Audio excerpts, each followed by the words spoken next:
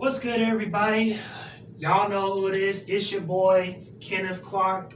Y'all know your host. Y'all know how it goes down with Uncut Live, where I concentrate on mind, body, soul, and spirit, social issues, faith, religion. Y'all know what it all is. Y'all know I go straight in. Today, I got my road dog here, Stubbs brand. The Stubbs Show. Yeah, got my sorry Stubbs about that. on today. You know I ain't gonna let you slip with that. It's uncut. I'm gonna be uncut. You know, Watch out, man. you know. So, and then today we have a special guest, and I'm gonna let him introduce Ramsey himself. Brown, follow IG PHR110. Half of Roz on Air with my partner AJ Throwback. Check us out too. Boom. All right. I need to have a little. Also follow Dawl DAWL19. That's where he's at. Yeah, she got a movement going on, you guys. Absolutely. Check it out. I don't want to drop everybody, but I got a whole lot of others. But we'll do that another time. Oh, and of course, I'm on Instagram at @the_Stubbs STUBBS_show. And as well as you guys know, Change Agent Now Forever on IG. So, y'all know what it is. It's Uncut. So we go in. Yeah. And you know, we call a spade and a joker a joker. And it is what it is. It's uncut. We would not be paused, muted, or edited. So, it is what it is. What you see, what you hear, oh well. You ready? Yeah. So, today's topic, we're going to discuss who does Black Lives Matter to? Yes, indeed. I'm gonna let you start out. No, because No, start. if I start right now, Start. it's gonna be shut down. No, we won't want this no more. He said we're not getting muted. No, I'm not gonna mute. But my views and what I got to say is gonna make you cut this video off too fast. Well, I'm gonna say one sentence. I don't think it matters much to black people. Oh, it definitely really doesn't. Self-hatred. If you can't get past the hate of yourself, you cannot love anybody. Love and hate, even though they say it's on the same coin, but it's that's the point. It's on the opposite side. So if it's a bunch of hate, you can't bring the love. Well, you know they say it's self-hate to say that black lives don't matter to black people. Don't get me started with that, neither. That's not true. So I'm gonna pick up on something because that's something that I try to impart or I guess you say inform or enlighten the self-hate factor. You know, the great Dr. X. He you know his in his video that he did, he said who taught you to hate yourself? Mm-hmm. Who taught you? I asked this. I flipped it. Okay. Who taught you that you was a nigga? What I see within the black community is that we do a lot of assimilation. Absolutely. Where things that were meant to be or that were created as negative, we embrace. So if we know what a savage is, and we embrace it. And we all want to be savage, classy, Bougie, ratchet. You know, that's what we assimilate to. And I gotta go here. Let's do it. But we even assimilate to the word bitch. I knew you was gonna say it. I knew it was coming. Absolutely. Yeah, and you know what that is, bitch. Please, girl. Absolutely not with me. You can take that. How they say, I think you missed the sign. You got me back there. You got me messed up by you back there. Absolutely not. I'm rocking like that. Man to man, I'm gonna ask you this. What do you think? Why do we assimilate to that? What do you think it is? It's an eternal thing that we've been taught through the social engineering.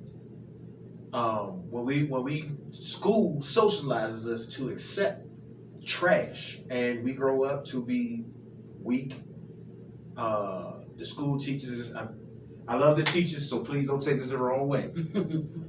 But school teaches us they teach us to some niggas. They want us to be a part of the machine, the cog.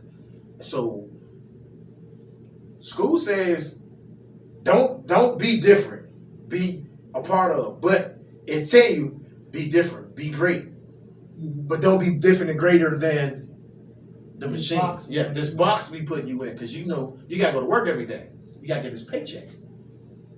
So everything become competition.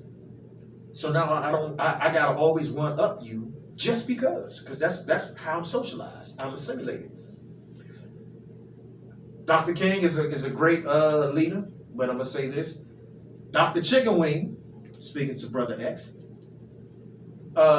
before he became till he actually rationalized and saw what he was doing with the integration, which why they killed him because he decided that he made a statement, I'm leading my people to a burning house. But prior to he helped. That's why they push him so much, because he helped the whole assimilation. He did that. Another one of my greats that I had a conversation about not so long ago was W.E.B. Du Bois. Even though he took a whole totally different route, he helped assimilate. He got us hating our skin to a certain degree. He didn't preach it, but he of course accosted the great honorable Marcus Garvey until he found out that he also was a puppet. And when he found out he was a puppet, he apologized vehemently against him. Well, excuse me, I used those two. That doesn't match. But he apologized to his brother. It was too late, of course, because he was already kicked out the country. But he decided to take the role of being an expatriate. He denounced his United States citizenship and died at a ripe old age of 95 in Africa. Yes, indeed. So I'm really about that life. Black lives don't matter to black people because, first of all, like you said, black is a color. Deep for a minute. I just want to say you just learned some history right there. You might not need to go to their school, but you need to plug up into this school. Absolutely. Black is a color. White is a color. We are affected by colorism. Talk heavy. Yes, we are affected by colorism. If it wasn't, nationalism is what we should have a better identity. That's again why we assimilate. We don't like black lives. Don't matter to black people, because black is just a color, and it gets crazy. It's zero. It's a color. The history of it is gone. Yes. In the schools, in the streets, in the homes. We accepted it. That's what the biggest problem is. We accepted it. If you really want to go know about true social standing up, is just say no. Just don't take part. If they ask you to do something, I mean, nonviolent is one thing, but I'm just not gonna do it. I mean, that's just what it is. If more people just say no, I'm not gonna do it. The power of no. It's another thing. And then, like you said, standing up for change. In the schools, the Muslim and those type of people, they can wear their head wraps. They fight for certain vaccinations and things they don't have to take. But for black people, we go to the doctor's office and they tell us, okay, we got to plug your child with this. We sit there, let them plug, sign for it, take it back to the school because we want to make sure our child can go to school. Not knowing that you can say, this is against my religion or this is against my culture or against, my beliefs and fight for that. We just say, no, they tell us you got to get this, you got to get it. With the schools and what they teach our children. It's almost like the child has to be, I was looking at the trade schools, like Job Corps. Most of those kids had to get kicked out of a school or looked at as at-risk kids or young adults before they can go into this type of schooling where they can learn a trade, but they push them to go to college and spend all this money and get out of college, and you can't even get nothing but that. But if you send your child to these trade schools and they say we're going to give them a GED, that child is looked at as a failure. But when my child went to Job Corps and I learned more about Job Corps, I was like, that's where the money at. You hit something that I find being active into the community, because I work with people, help people find resources. Shout out to the We Are Us movement in Baltimore, Maryland. Y'all already know that society has geared the generation in a way that they reward bad behavior. Stamp. You hit it on the nose. How you have the prerequisites is what I would like to call for the terms and conditions to get into the job, trade schools such as Job Corps. I was working with a young man who just fell on hard times. Basically, pretty much, his mother passed away, and he was just trying to get on his feet. I called probably about 5 different programs to try to see if they had a bed. And the resistance I got was, has he been previously incarcerated? Okay. Is he on papers? Did he drop out of school? Is he on urinalysis? Does he have a drug charge? And all the answers was no. And so I asked the lady, and I said, is this what you guys are patronizing? You know, and I'm all for the rights of the human beings, but I just think that we put too much energy in rewarding people. It's like, you know, he was like, well, you know what? I guess I might as well go out here and do something in order for me to get a cut. If that's that's the truth. That's the truth. And I'm finding that. I'm finding that to be particularly into blacks.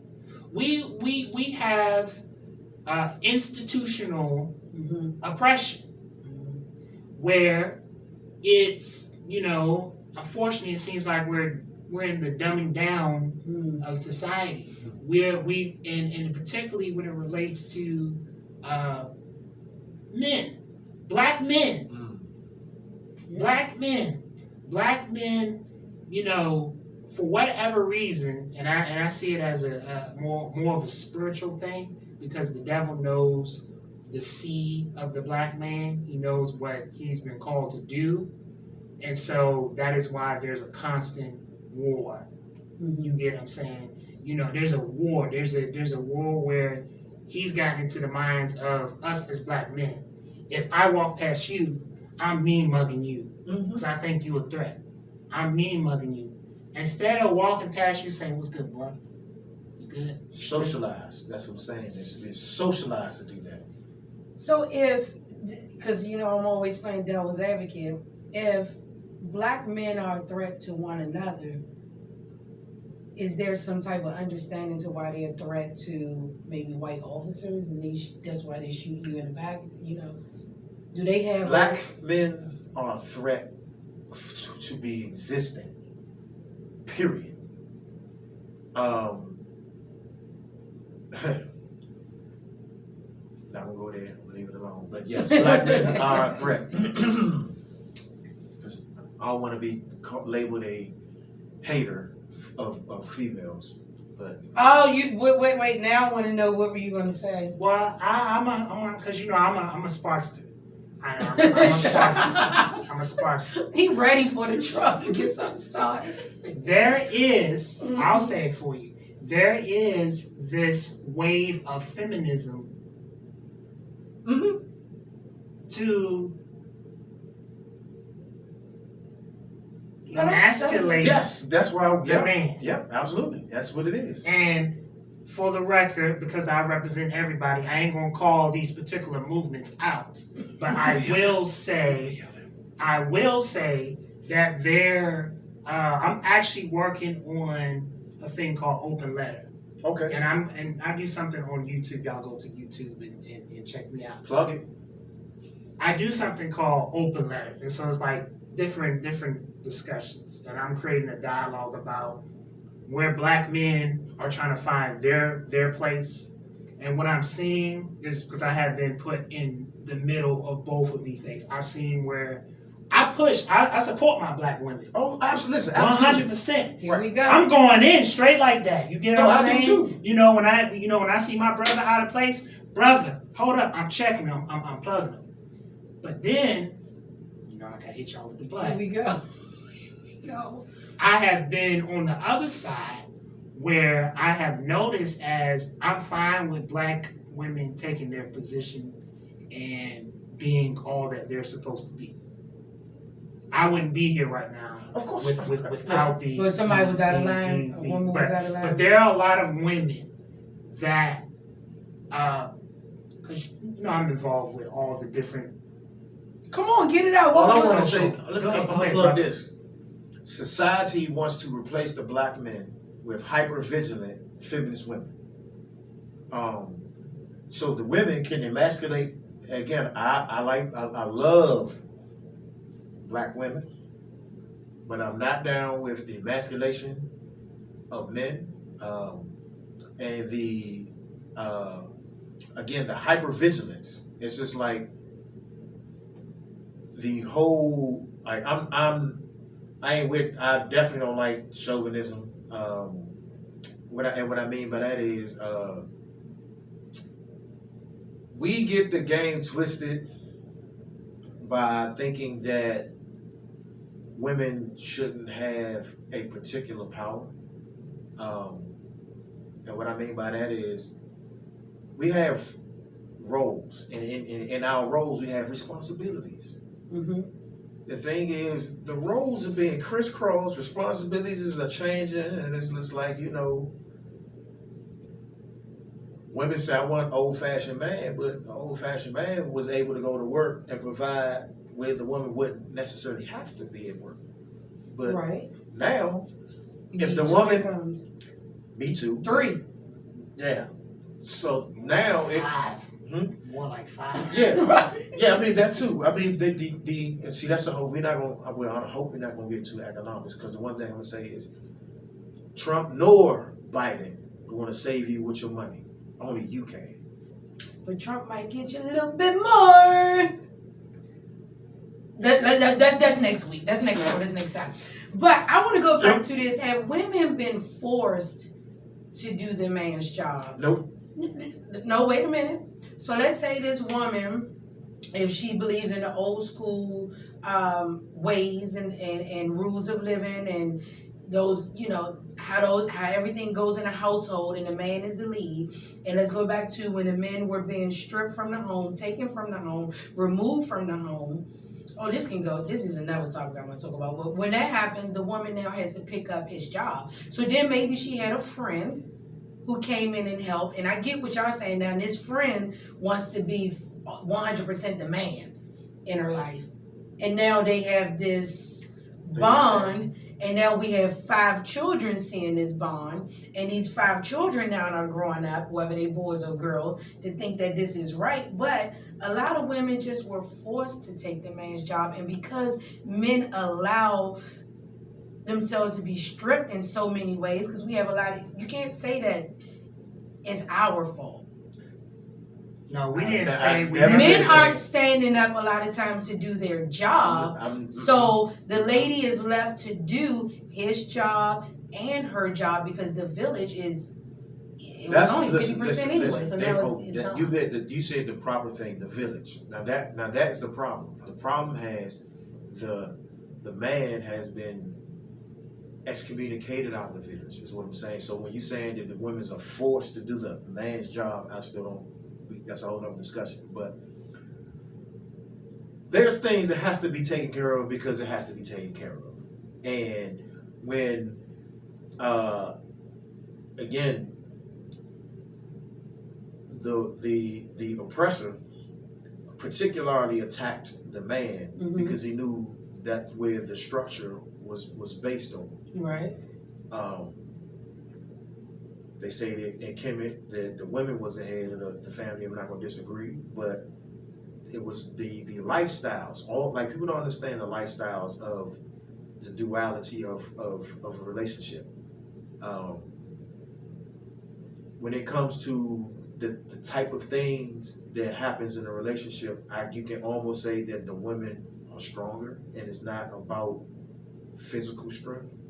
It's about the psychical, the psychic part of the woman having to deal with being able to strengthen the man as it's like the man would be like the skin and stuff, and the He's woman the muscle, she's the mind. She's the skeletal part. And okay, it's like his backbone. and it's like people don't understand the importance of without the spine and the bone structure, you ain't got nothing but jelly. You know, at the March on Washington, D.C., when I went there, one of the speakers, it was the sister, I think, of Jacob Blake. And she stood up and she said, "Men, we need you to protect us, women." And then she said, "Black Queen, forgive that man." Absolutely. And that when she said Women that, so- it just sounded so loud, and I was just sitting there wishing and hoping that all the women heard that down in their spirit, because the thing that held the family together back in the old days when Black Lives did matter was the village. And no matter what Papa did, whether Papa was a Rolling Stone, whether that woman had to send food to the other woman's house and he made sure they all had some way, somehow, they held it together. You know, if he was taken in some form, let's say by the police or the oppressor in some way, they came in and they dropped food on that woman's porch. Now it's to the effect that when a man does something, not we as in all women, but I do see a lot of women, you want to constantly do him like this and you forgive him, but you still doing him like this. And every time he come in, you want him to feel this weight and this pressure kissing your ass and making you feel a certain way, like he got to beg you for the rest of his life, instead of taking it in. And I see so many broken families through cheating. And I said, you know, dang, is that we take that, and I've been there, where you take that as the worst thing that can happen to your relationship, and you don't forgive this man, and now your friends in your ear, religion is in your ear, because that's so-called the only way to get out your marriage, and now you leave this man, and then these kids are left in broken families. And that's why when it comes to this discussion of Black Lives Matter, we got to get back into what matters to the Black people, not so much the religious side of us, which is the Bible, social media side, what the world says, these rules and all these other programs in school, and what matters to us. You know, we know how to make the best out of everything. We have to control the narrative. We have to control the narrative. That's the problem. At the end of the day, we're allowing everyone else to control the narrative. The narrative needs to be discussed. Like, all other people, and I don't like saying racist because I'm trying to get away from colorism, but all other people, sets of people, they got their own structure. They handle it. System. We the only people that don't. I don't want to get into child support. That's oh my gosh. Oh, well, but you know, I got you with that, because these are what I call chambers and systems. You have a system, and inside the systems are these chambers, and we got to create the segue to begin the dialogue. Right, absolutely. See, this is the problem that we have within the Black community. We can say, "Hey, that's an elephant in the room." No, it's absolutely true. Absolutely, I'm with you on that. But what? But we won't get to the point where say, okay, you know what? Now that we know it's an elephant in the room, what are 3 different strategies that we can do to start chiseling away at this? You get what I'm saying? It is a lot of the things is just about seed, time, and harvest. Because he was like, "Hey, that's an elephant in the room." That's what it is. Okay, it's an elephant. What you gonna do? It's an elephant in the room. We do. That's all. There's an elephant in the room. Right. Do something. It's an elephant in the room. You're like, man, come on, man, do something. And it's taking up all the room. That's what I'm saying. They get bigger because you don't do nothing. Then the elephant like, okay, I'm gonna eat. I'm gonna just get fatter and fatter while you just. It's an elephant in the room. I mean, that's why I was like. So we have to create these platforms. Absolutely. Like I have seen in other cultures. And I want to put this on the record. I was talking with you earlier, and I was saying that how when I was interning at Department of Social Services, how another race, it came to another lady, another Caucasian lady, came to me and said, "Hey, it's me and my other homeboy. We were there, and she said, look, we have these issues right within our own community.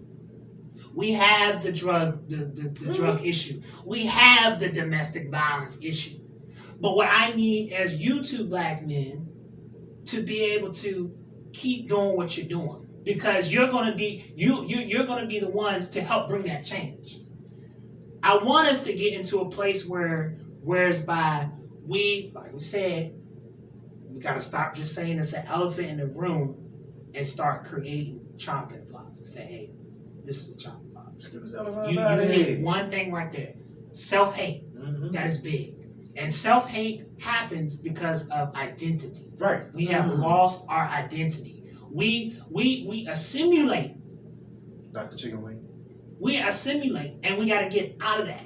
We have to get out of that mindset. We have to realize, hey, I'm a king. I'm a goddess.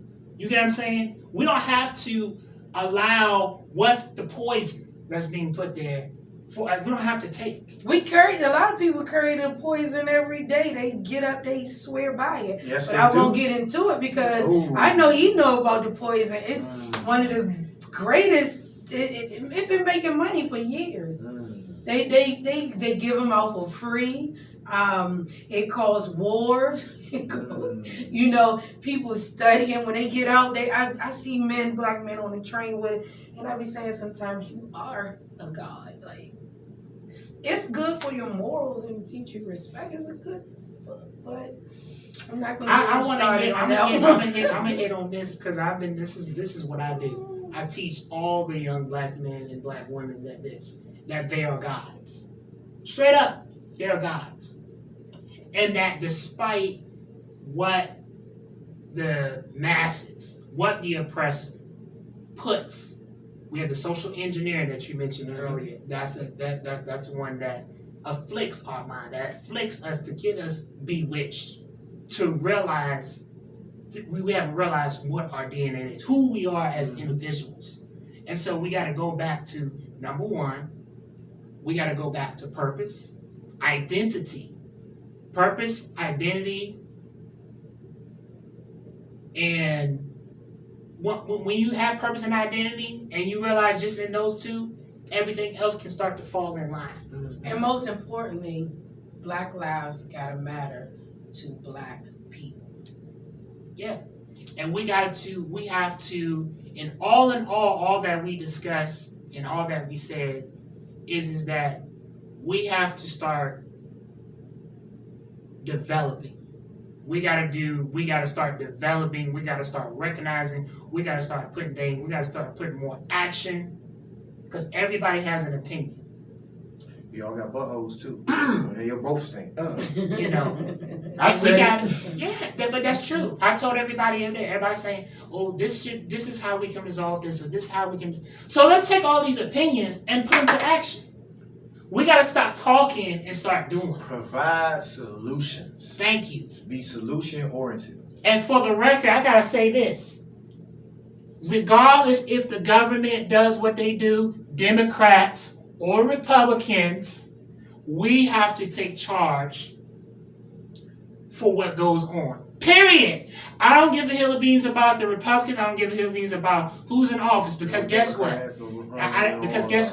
The politics, it has not done anything for our community. I'm gonna drop what it says. It says, if I control your money, I don't care about who makes the laws, because I'm in control of whatever goes down. If I got the bread, the money, resources, money and resources, those are the most important things.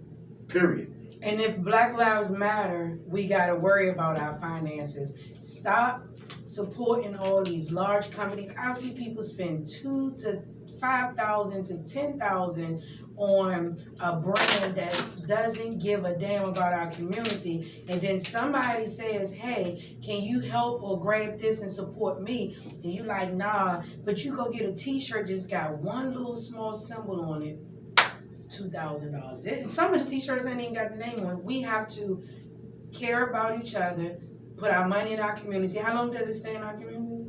6 hours. I thought it was like 3 minutes. No, 6 hours. 6 hours? And it's just out. I think the Because Chinese you got to eat first. That's why if we didn't eat, it's probably it would be. But Business. no, but when we eating in our community, No. But I'm talking about we get it. We got to sit down. We gotta smell it. Okay, yeah. We gotta take pictures of it. Right. Put on social there you go. media. And then he throw it right back out of it. Then we just get rid of it because in our communities, it's not like the stores or anything are for us. We don't even fight for that. But I don't know. No, we don't. First of all, we don't want to. Small businesses, they say that the small businesses are the drivers of the country, but over 90% of small business are singularly run. Okay. So if it's all small businesses, when are people going to understand how to scale? Like the purpose of having a business is to employ your people. We don't employ nobody. We all of us have businesses and then we just be single. We have no exit strategy. We don't know how to sell business. We don't know how to structure business. We don't have none of that. It just be us. We be the CEO, the CFO, the CIO, the CTO, the COO. We be all we hats on top of hats on hats. And we too busy want to compete. We want to hoard the money instead of adding value and pushing things to help other people. We don't divvy nothing up. We just put it in because we want to go on vacation. We want to say we're doing better than somebody else. My numbers is better than yours. All right, well, hire me. I need a job. I need resources. I need something. Nah, but it's 50 clothing stores in the same neighborhood. Yeah.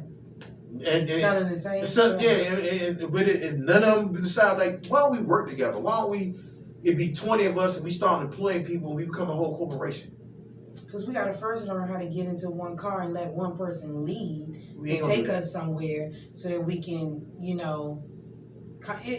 it's so much that we got to do in the Black community. And we got to start these type of discussions and opening up and just being able to really do this. Yeah. And accept someone doing this.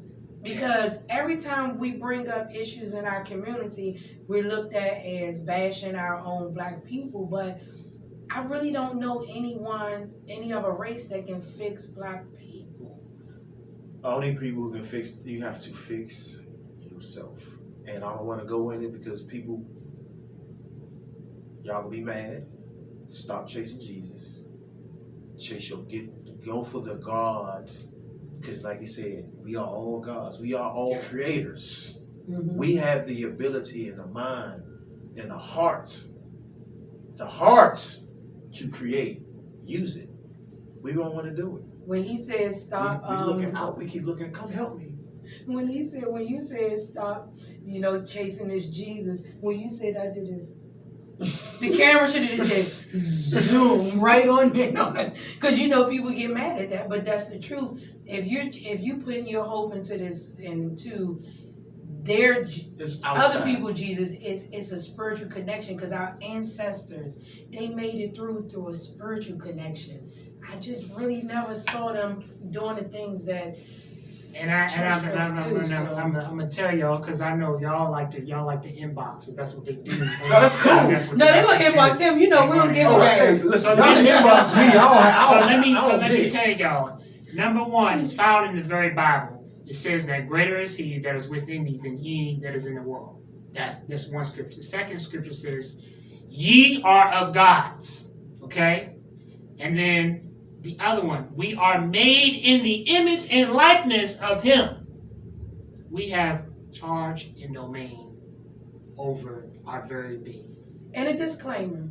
The views and opinion of Stubbs and Ramsey are not that of Kenneth Clark. So that's why we put this right here. We agree on some things, but please don't tie all of us into him because we don't want y'all to crucify him in his inbox. Because I don't care if y'all send it to me. I would delete, block. I really don't give a damn. But don't do my brother like that because I might come for you too. But yeah. Please don't put all of our beliefs just to say, oh, that's what he believed too, because he's into ministry. I should have warned you. No, it's cool. It's cool. No, it's not. It's cool. Listen. That'll be another topic. That will be another topic. We'll get on.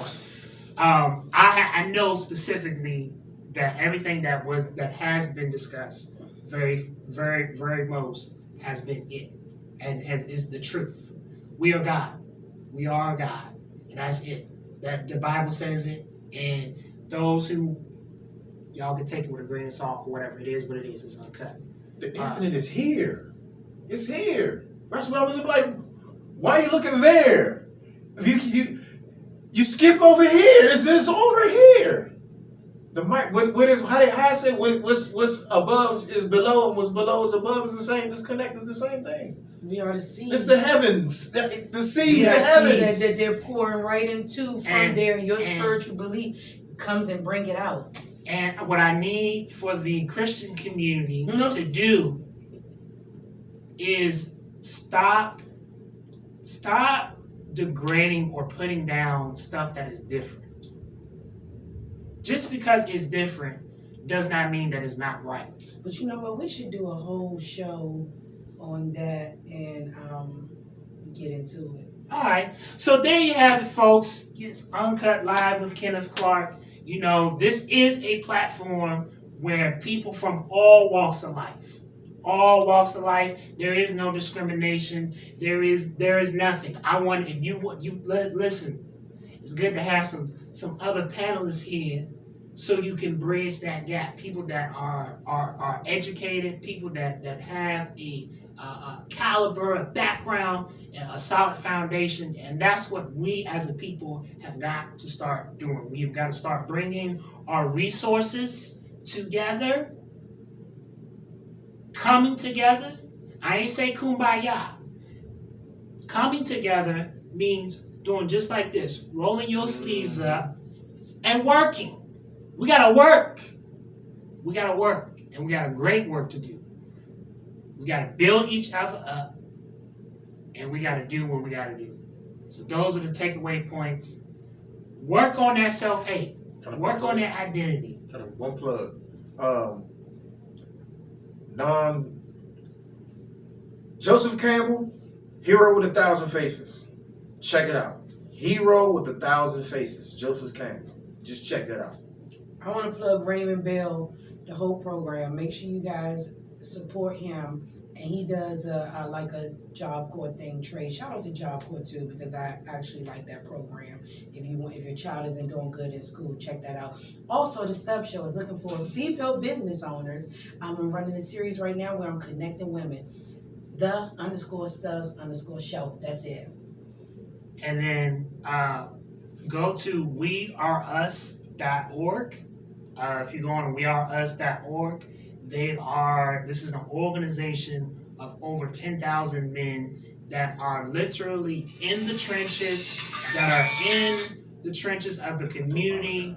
You're not going to see or hear about them because we all know the way that media moves and what they do. So check them out. We Are Us movement is in Baltimore. Check them out. I'm Kenneth Clark, Homegirl Stubbs, Ramsey Brown, PHAR110, Instagram. ShaunaStubbs.life. Chase God, not religion. Peace. There it is. See ya. So I'm just going to take clips from this and put it up on my Instagram. I won't put it